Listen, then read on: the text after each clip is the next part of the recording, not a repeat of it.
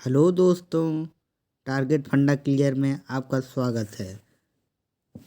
आज मैं इस लेक्चर में आपको बताऊंगा इमाइल दुर्कीम के जीवन परिचय के बारे में। इमाइल दुर्कीम का जन्म 15 अप्रैल सन 1858 में पूर्वी लॉरेन के एपिनाल नगर में यहूदी परिवार में हुआ था। उनकी जो प्रारंभिक शिक्षा थी स्थानीय कॉलेज एपिनॉल में हुई थी। एपिनॉल के शिक्षा लेने के बाद दरखाइम पेरिस के विश्व प्रसिद्ध शिक्षण संस्था इकॉल अकादमी में प्रवेश लिया। उनकी संपर्क अनेक ऐसे प्रतिभावान छात्रों से हुआ जिन्होंने आगे चलकर फ्रांस में बौद्धिक जीवन में अपना विशेष योगदान किया। आरंभ से ही इनका दरखाइम का यह विचार था, रुचि थी कि नैतिक सिद्धांतों और वैज्ञानिक विकास की उपलब्धियों में थी। जब यह इकॉल एकेडमी में फ्रेंच, लैटिन, ग्रीक, दर्शन, साहित्य के अध्ययन पर अधिक जोर दिया जाता था, जो इकॉल एकेडमी था, इसी कारण दरखाइम अपने कुछ अलग थलग अपने सहपाठियों से पढ़ गए। इसके बाद भी 1882 में इसी अकादमी से स्नातक की उपाधि प्राप्त की। इकोल अकादमी में दरखाइम के प्रोफेसर बुत्रोकोस के विचारों को बहुत अधिक प्रभाव इन पर पड़ा। दर्शन शास्त्रीय विचारधारा से हटकर बुत्रोकोस यह मानते थे कि किसी तथ्य का अध्ययन उसकी समग्रता के आधार पर नहीं किया जा सकता, क्योंकि जैसे देखिए विभिन्न इकाइयों की अंतःक्रिया सम्मिलन से एक ही नई वस्तु के रूप में समग्र का निर्माण होता है।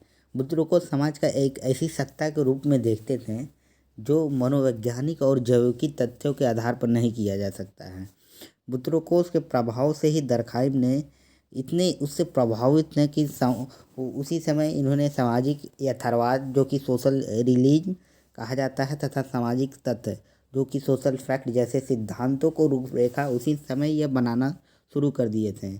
सन 1882 में यहाँ से यह स्नातक की उपाधि प्राप्त किए तथा दरखाइम एक समान इसके बाद यह शिक्षक के रूप में लग गए, क्योंकि विश्वविद्यालय स्तर तक वहाँ कोई समाजशास्त्र की विषय की मान्यता नहीं मिल सकी थी। इसी बीच वे जर्मनी जाकर सामाजिक विज्ञानों जैसे अर्थशास्त्र हुआ, मनोविज्ञान हुआ, सांस्कृतिक मानवशास्त्र हुआ की अध्ययन किया। जर्मनी के समाज वैज्ञानिकों से उन्हें यह समझने की प्रेरणा मिली कि नैतिकता का सामाजिक आधार क्या है तथा समाज विज्ञानों को किस तरह सामाजिक दर्शन से अलग किया जा सकता है।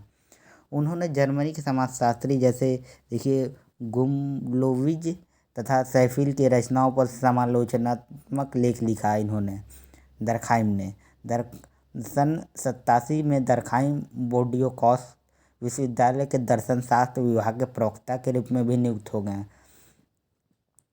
इसके बाद लेकिन जल्द ही समाज विज्ञानों के प्रति दरखाइम की रुचि देखते हुए विभाग में इतने ये प्रतिभावान थे कि इन्हें देखते हुए समाज में विज्ञान के पाठ्यक्रम का भी आरंभ कर दिया गया। समाज विज्ञान का पाठ्यक्रम भी आरंभ कर दिया गया।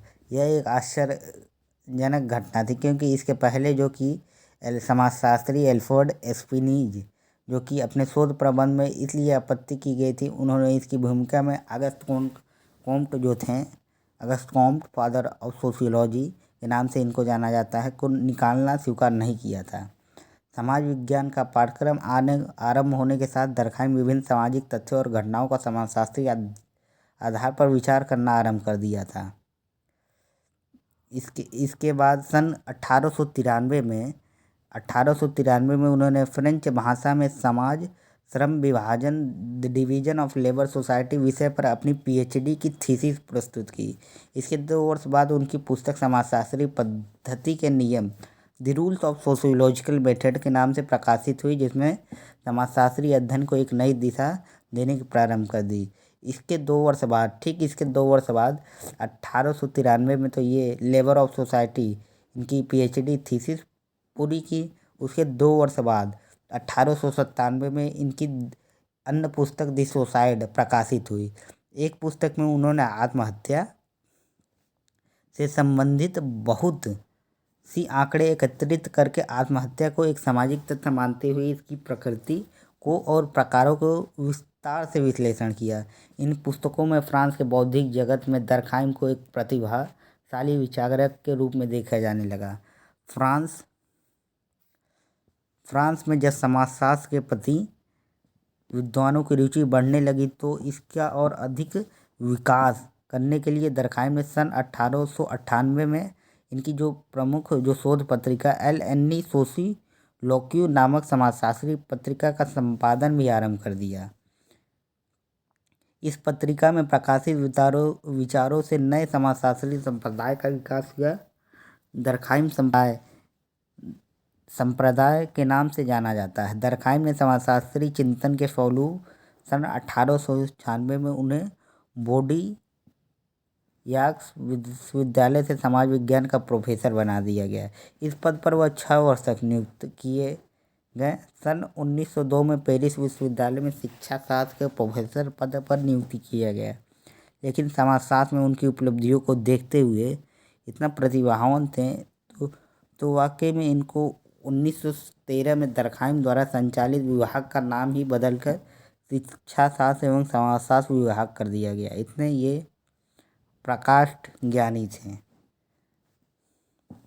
इस प्रकार सन 1829 में समाजशास्त्र के नाम से जिस नए विज्ञान की कल्पना की थी उस समय सन 1913 में दरखाइम ने फ्रांस में समाजशास्त्र का पहला प्रोफेसर बनकर मान्यता प्राप्त विषय का रूप दे दिया।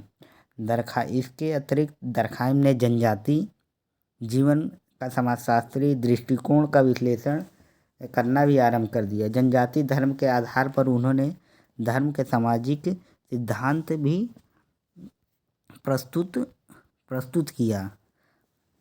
इसके बाद उनकी जो सामाजिक सिद्धांत प्रस्तुत किया और उनकी प्रसिद्ध पुस्तक धार्मिक जीवन का प्रारंभिक स्वरूप elementary form of religious life को देखने को मिलता है।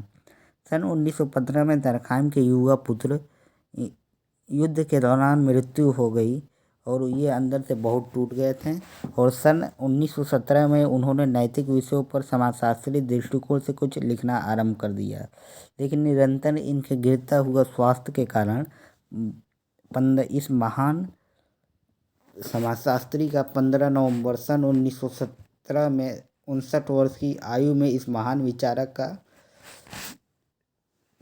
देहावसान हो गया। और इसी के साथ यह लेक्चर मेरा यहीं कंप्लीट होता है और मैं नेक्स्ट लेक्चर में मैं इनके बारे में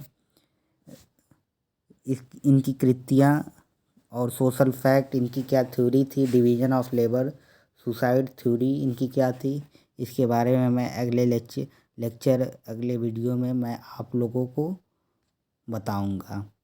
तो इसी के साथ मैं विदा लेता हूँ यहीं पर आप लोगों से। मेरे वीडियो को लाइक करिए, मेरे चैनल को सब्सक्राइब करिए। इसी के साथ मैं विदा लेता हूँ। जय हिंद।